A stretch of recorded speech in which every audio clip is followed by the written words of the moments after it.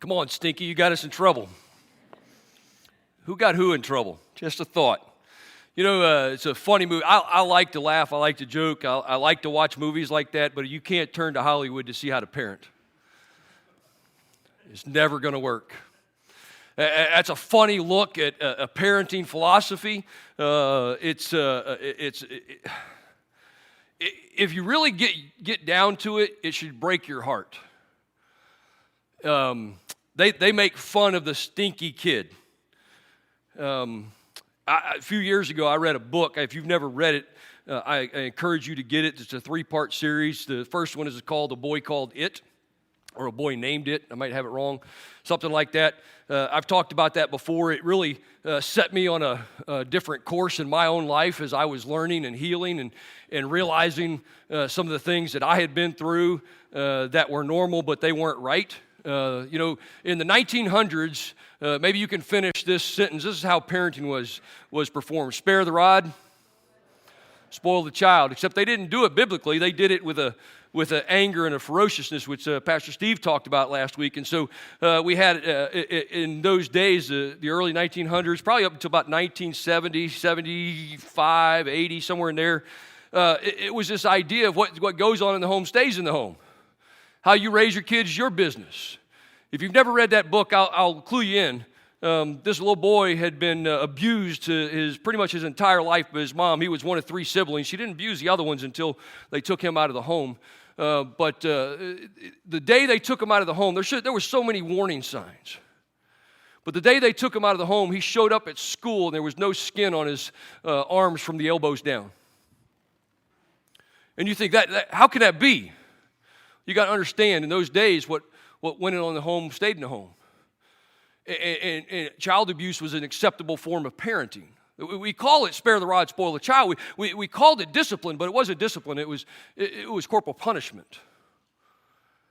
And they pulled him out of the home because he had no skin, because she made him put his arms in raw bleach up to the elbows for several hours.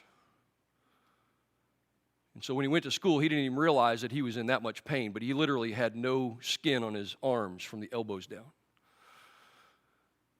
And I got to thinking about my own life, and I got to thinking about people that I probably did some bad things to in school, cover up my own pain. And I got to thinking about the smelly kids. And I got to thinking about those smelly kids had things in their lives that we had no idea what were.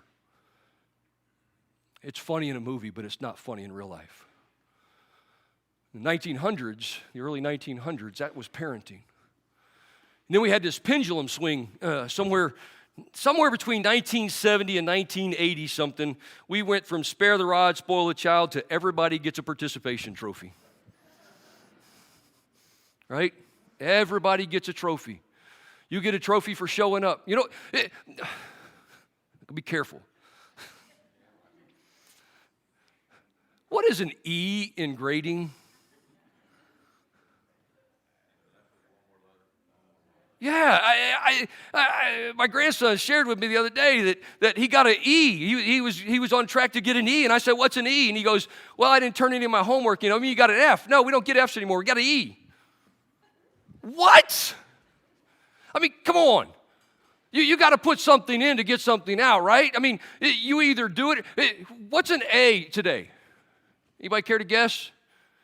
It's like 88 to 100 is an A. What? No, some places is 90. There's others, it's 88 to 100. You know what an F is? Non-existent. Because everybody gets a participation trophy. You know what happens when that kid goes to work with that same mentality, that same work ethic, that same environment? They get fired. They don't get a paycheck. They get fired and they go away. But here's the problem in America. They get a paycheck. You know who pays their check? You do. It's called taxes. And it's because everybody gets a trophy. You don't have to do anything in this world. I will get off on a soapbox here in a second, but there are people today that are sitting at home and are making $55,000 doing nothing. And if that don't cause the blood inside of you to boil because you're working hard to make a living and make a life better for yourself, there are people today sitting at home making $55,000 doing nothing. You know why? Because we swung the other way and said, everybody gets a trophy. I mean, honestly, I go to Krispy Kreme every Sunday morning. It shows. But I go to Krispy Kreme every Sunday morning, and I buy 5 dozen donuts for our servants here. You know why? Because we couldn't afford them. I can pay them with donuts, and they are happy. But I go to Krispy Kreme every Sunday morning. I buy 5 dozen donuts, and the manager waits on me every Sunday morning. The manager. I'm like, where are your employees? They don't want to come to work.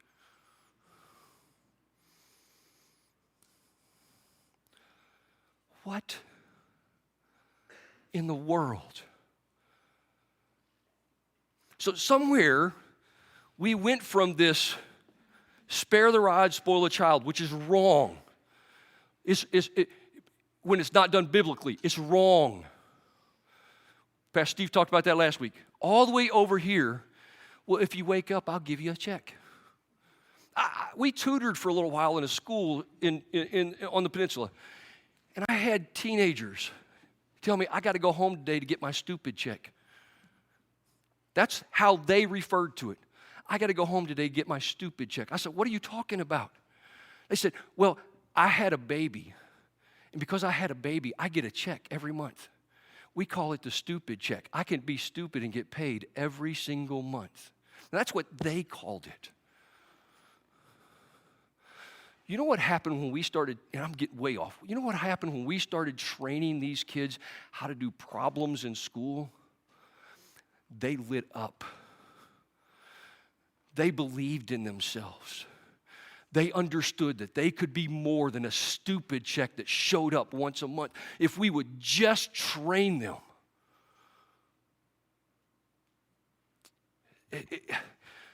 Now today, I'm not against technology, so don't misunderstand me. Parents, don't raise your hand because your kids may not know. How many of you parents got a tracker on your phone to watch your kids? Shame on you.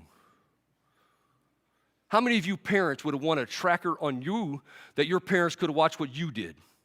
Heck no, we wouldn't have been here because remember where we were raised? Spare the rod, spoil the child. They would have spared nothing. They would have beat us into the ground. We don't want to be tracked. Why do you think your kids need to be tracked? Get that off your phone. You heard it from me, and I will stand my ground on that.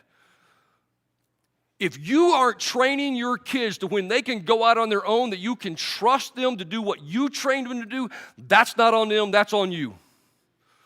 Period. It is literally, get this mess. We have changed from authoritarian principle to self-esteem parenting, now to digital helicopter parenting. We went from having baby monitors to having the whole house under monitor.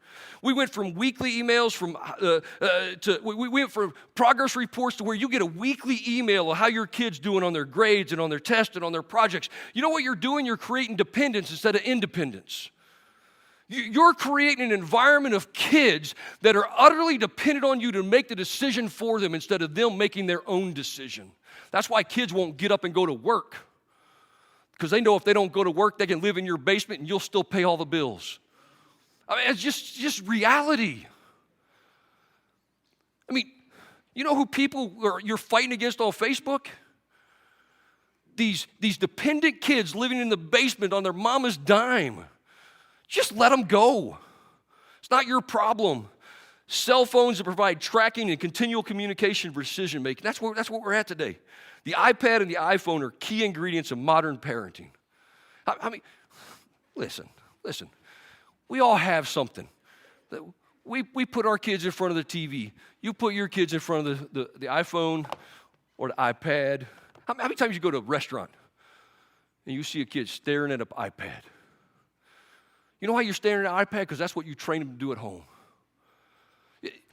If you're embarrassed because of your kid's behavior in public, you just look at the home because that's how they're behaving at home. It just is. And I know I'm off. It's just reality.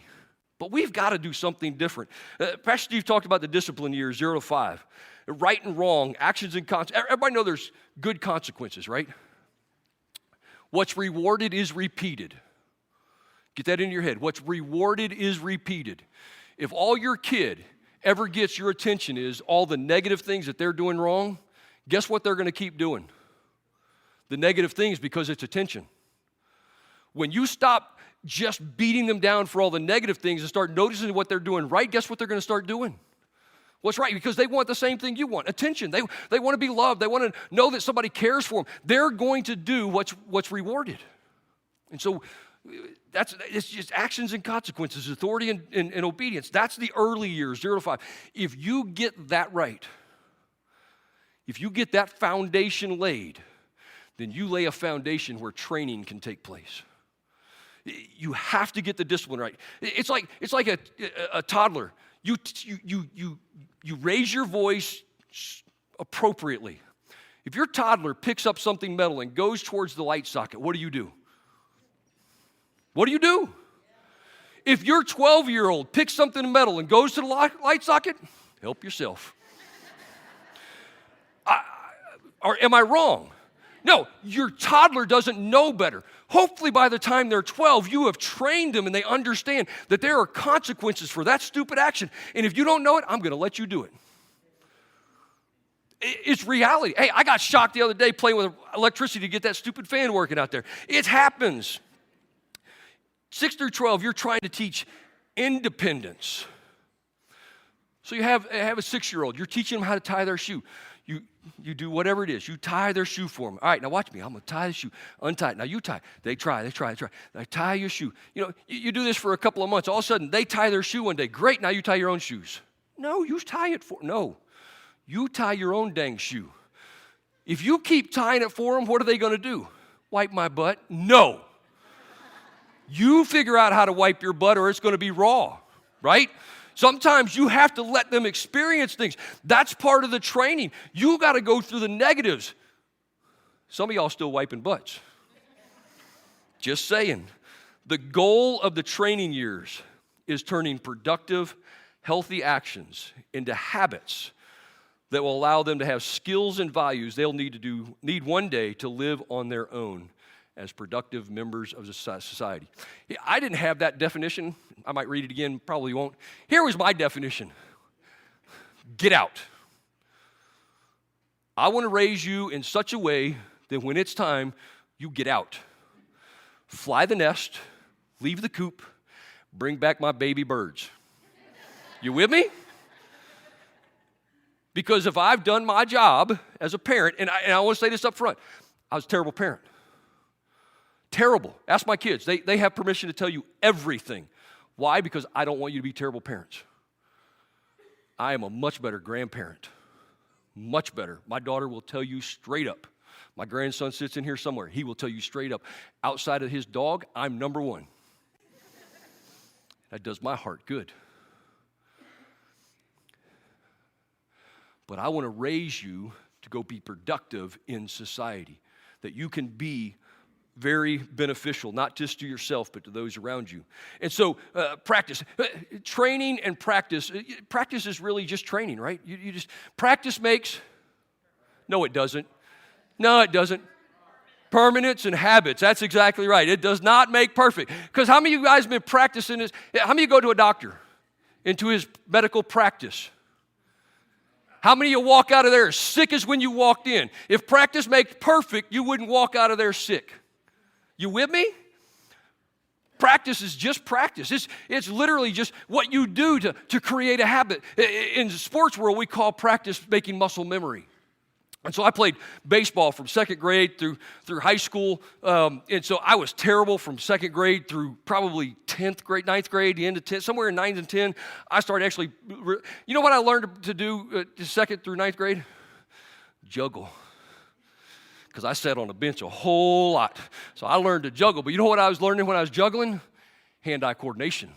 Didn't realize it, right? So practice makes practice, creates habits. And so what I learned is how to swing a bat. So when I learned when I started, I still don't know how to golf. How many practice golfing? How many have perfected it? Hit a hole in one every time? Anybody? Yeah, no. Say, practice don't make perfect. But what it does is create a habit. And so I bought this golf club. I realized I need trainers in my life. Anybody with me? You need somebody to help you learn life? So I have this golf club that's broken. Like, people pick it up and they're like, what the heck is this? So it's got like a U-joint in it.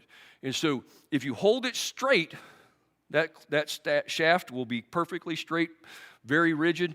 If you pull that back the wrong way, that breaking point will boop. You have to start all over again. Pull it back, boop, start all over again.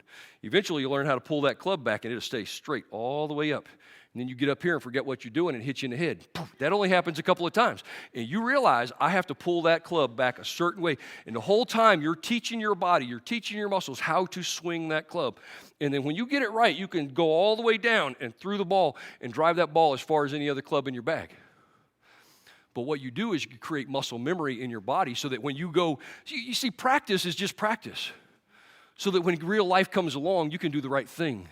So when I get up on the first tee, I get up there, I practice with my club because I do that a couple of times every time I go out. I get up with my driver and I pull it back and I whack it. It goes right down the fairway. I wish that was true. But you hope it is. I hit more down the fairway than I used to. So practice doesn't make perfect. It does make permanence, and it creates habits in our life. And so we need to teach our kids how to practice at home, not in public. I have this statement. If the kid don't know how to play on the ball field, it's because you didn't teach them right on the practice field. If they're embarrassing you out there, instead of screaming and hollering at them, look at yourself in the mirror and take them back to the practice field, because practice is for what happens on the ball field. And we just need to do that. So Ephesians chapter 6, verses 2 through 4 says this: honor your father and your mother. And we won't have time to get in real in depth in that first part, but the honor your father and your mother is a keystone principle.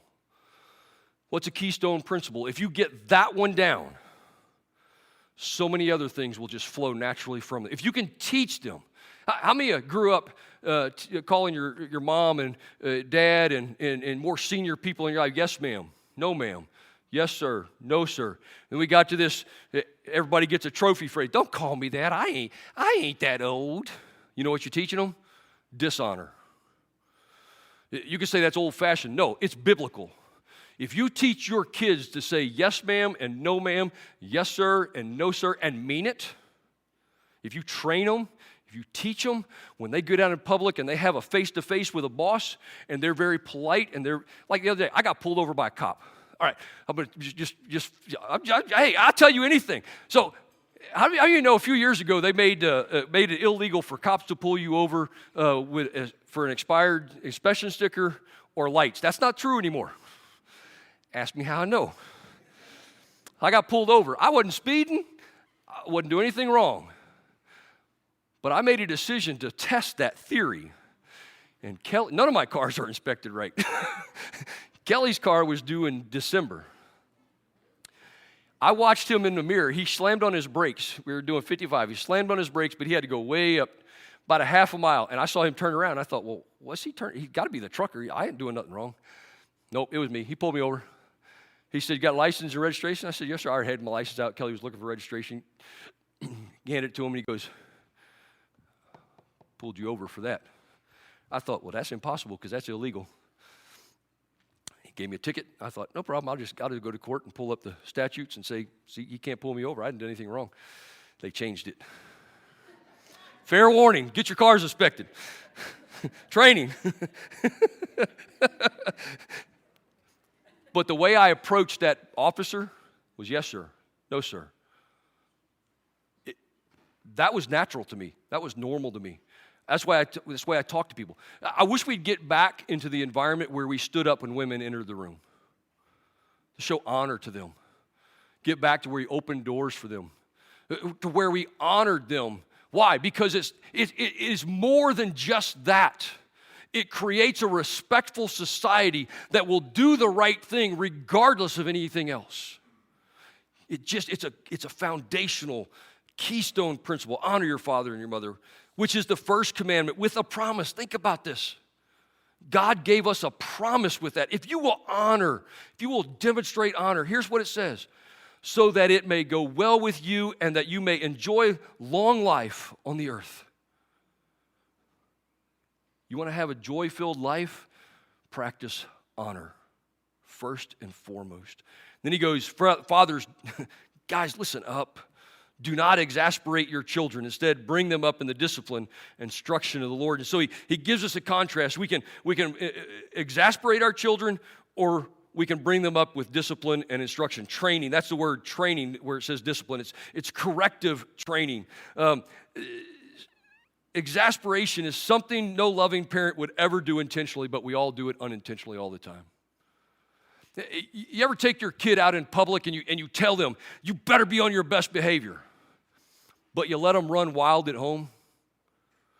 They just do what they want. They rule the roost. They go trash room after room after room after room, and you go behind them and clean up room after room after room, and you take them out in public, and you go to a restaurant, and they're standing on the chair, they're standing on the table, they're throwing things around, and you're frustrated, and you scream, and you holler, and you belittle them, and they're exasperated.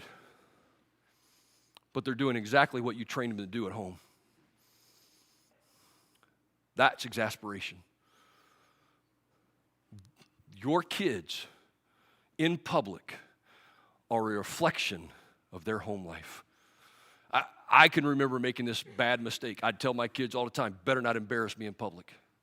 It ain't about you, it's about them. It is not about your pride. It is not about your reputation. It is not about anything but raising a child to be productive in society, and you got to practice that at home. Have to, because if I want to know what's going on in your house, you know how I'm going to know it? I'm going to grab your kids. I won't even have to ask a question, because kids have motor mouths, and they will tell me what's going on in your house. What you expect them to do in public, train them at the house. What you expect them to do as a teenager or as an adult, train them from 6 to 12. When they turn 13, they're going to tell you, I don't have to do anything that you tell me to do. And that's a reality. But if you've done a well job of disciplining and training them, they're going to want to do what you want them to do. Why? Because they know it's the best thing for them. Training can't be done digitally. Training can't be done overnight. How many cram for an exam? Let me tell you a little story. When your kid turns 18 and moves out, there ain't no cram for the exam. Let me tell you how I know. Any Marines in here? Because I don't mean to offend you if there is. I'm a first sergeant in the United States Air Force. If you don't know what that means, we have the kindler, gentler military. We're more on the side of everybody gets a trophy than the side of the Marines that I'll beat you into submission, all right? Just so everybody understands. So I'm a first sergeant. If you don't know what that is, I'm a go-between between the commander and the enlisted troops. I take care of good order and discipline. I try to make sure that his job is, what we say is, I'm here to protect his signature. I make him look good. How do I make him look good? By making sure the troops are taken care of well. That's the Air Force model. And so I had this sergeant major, a command sergeant major, you're E9, whatever that is. Remember, I'm in the Air Force. I don't care what your rank is. We all get a trophy. And this is my squadron. I am only outranked by the commander. Even if you outrank me in rank, I'm only outranked by the commander. This guy comes in angry, banging on my door, screaming at me, and I'm like, I can't use the words I used, but I'm like, what do you want? Who are you and what do you want? Well, I'm blah, blah, blah, blah, blah. I said, good, what do you want? I didn't stand up. I'm like, you're going to come in here like that? This is my office. Whatever. I'm so-and-so. I said, okay, good. What do you want? Well, you're kicking my son out of the Air Force. I said, so who's your son? So he tells me, I said, my first words, well, your son's a pathological liar. He's got to go. He changed his entire tune. Sat down in my chair without being invited to, it might add, sat down and said, well, we had that problem at home. And I looked at him. I said, you had that problem at home, and you thought it would be a good idea to send them to the Air Force where everybody gets a participation trophy instead of sending them to the Marines where they'll beat them into submission. And you think that's my fault. Well, you can't talk to me that way. I said, I sure can. This is my office. And he said, well, I'm going to go talk to your command chief. I said, fine, go talk to him. Here's his number. Called him. I said, hey, chief, I said, there's some guy sitting in front of me. He's irate. He's got all kinds of stripes on his arm. He wants to come tell you that I'm doing a bad job. Okay, send him down. Hung up. He went down there. He tried to do that with the chief. The chief said, get out. Here's my point. If you can't train them in 18 years, why do you think society will?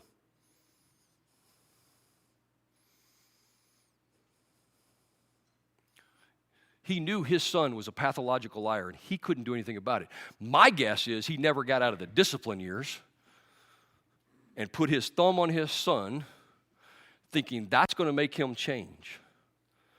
Instead of moving from a discipline mindset to a training mindset to what Pastor Steve, I believe, will talk about next week, to a coaching mindset. So when they turn 18 and they go out in society, they know exactly what to do. You see, so many kids, man, there's so many stories I could tell you.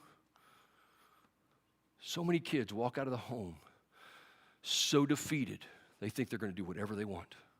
And it just isn't that way. It says, train up a child in the way they should go, and when they're old, they'll not depart. It's not a promise. It's a principle. There is no place in Scripture that says, if you do this, then this will always happen. That's just not, it's a principle. Helping our kids gain the skills and values they need to succeed is what training years are all about. Another kid coming in the Air Force. I got to be real quick because I'm going to run out of time. Another kid came in the Air Force, and he came from that disciplined environment, and he took a stand. I'm not brushing my teeth. I'm not washing my body. I'm not washing my clothes. I'm not shining my boots, which don't mean anything to you, but if you're in the military, you understand that one. I'm not, and you can't make me. I can't, but you ain't getting a paycheck either. Bye.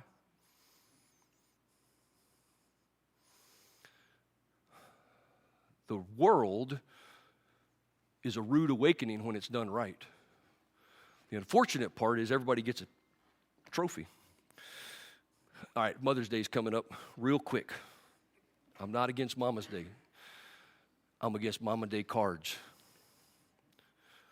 You'll get this. How many go buy a Mother's Day card? Or how many moms, let me just say, how many moms get those Mother's Day cards and you read it and you thought, this is stupid? I mean, just be honest. Just be honest. They don't believe this. They just got this because it's Mama's Day. Give me something real. But, Mama, thank you for making my lunches, doing my laundry, and cleaning up after me while I live in your basement and mooch off of you the rest of my life. Right? I mean, you read these cards, like I struggle with Mother's Day for so many different reasons I can't talk about up here. But my biggest thing I struggle with is because there's no card that fits. Right? Where's the card that says, thank you for doing your job and making me productive in life and setting me up for success? They hardly exist. It's all this flowery stuff that has no meaning, that is just, oh, thank you for doing everything for me and still doing it. I mean, you know the people you fight with on Facebook are living in somebody's basement because they'd never say that to you in face-to-face because they know they'd get slaughtered, right? They'd get the rod. It's just reality. Don't raise them to live in your basement. Raise them to move out. Helping them progress in personal life skills like washing themselves, cleaning their room, cleaning the primary, now cleaning all bathrooms, washing and folding clothes, washing the dishes, all kinds of stuff. These are chores, right? No, this is the cost of living at home. I'll pay you for things that'll make a difference in your life. But this is payment for living at home. It's part of being a society. It's part of living in the world, part of being productive. Those are the basics. Doing those things for your child may make you feel good as a parent, but doing those things for your child who is training years is not good parenting. It's not good for them. Like, I can remember we got our kids as soon as they could to sit on the counters in the kitchen and started teaching them how to cut things. I know, babies with knives, get over it. You teach them. Anybody ever seen the old Sears catalog? 5-year-old sitting there with a 12-gauge shotgun on his chest. Y'all get over this. Start teaching your kids. Start training your kids. We would take them in there. As soon as they could sit up, they would sit on the counter with us, and we would prepare dinner around them. As soon as they could hold a knife, we were teaching them how to cut. As soon as they would know what bacon grease felt like when it spurted. We taught them basic life skills. Why? So that they could be productive in society.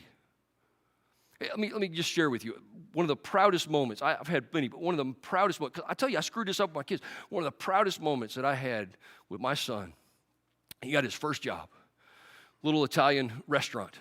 And he'd been there about a week. And they were homeschooled. I know, homeschool kids. Yeah, not all homeschool kids are the same, right? Some kids that are homeschooled actually go out and develop social skills and other things. Others don't, but some of us actually do. So Brian had been homeschooled. Kelly did a fantastic job with him. I had nothing to do with it.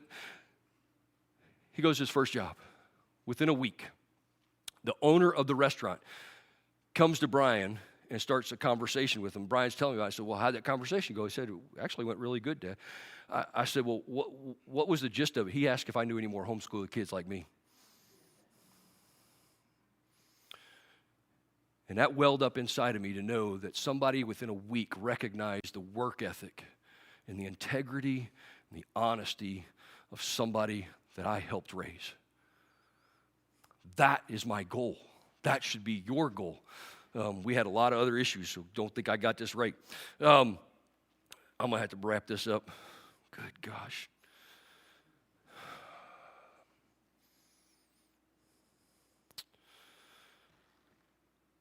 How you train your children to treat you will have a direct impact on how your children treat others throughout their life. How you train your children to treat you. If you train them through fear-based discipline, they will never treat anybody with respect. They'll fear them, but they won't treat them with respect. If you raise them to honor you and honor their mother, honor their father, honor their siblings, here's something that we're really working with our grandchildren on. Life is about relationships. And the way you treat others, the way you treat each other, tells somebody what's inside of you. And so what we're trying to do is to instill a principle in them that they're to love themselves, just like the scriptures say, so that they can love others. To honor, to cherish. Why? So that their days may be long. Oh my gosh. Listen, it's never going to be about you when it comes to your kids. It's always going to be about your kids.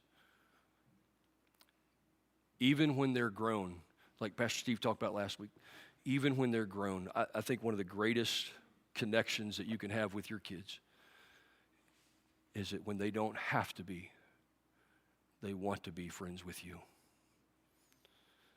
It all depends on what you do in these early years. Here's something to think about. God gave us free will.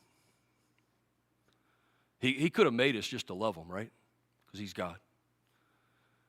But he said, that wouldn't be love. He said, I gave you free will so that you can choose to love me. And he is doing everything in his power to train us into that. And when we choose to love him, can you imagine the pride that swells up within him? Not the fleshly pride, just the pride of knowing that what he's doing is working. If we can follow that in our lives with our kids, the best thing, I'm telling you, the best thing you can have as a parent. Yesterday afternoon, my son and my daughter-in-law came over to the house, and they initiated. They said, do you guys want to go for dinner? I'm telling you, there's nothing greater than that. Let's pray. Father, we love you, and we praise you, and we thank you. Thank you that you love us enough to train us, that when we look back over our lives, we can see you at work throughout our life. Even before we knew you were there, we can just see you. That you loved us so much to guide us and direct our paths, to teach us, to discipline us when necessary, but ultimately to train us to love you in such a way that we can love all those you put in our path. And we praise you in Christ's name. Amen.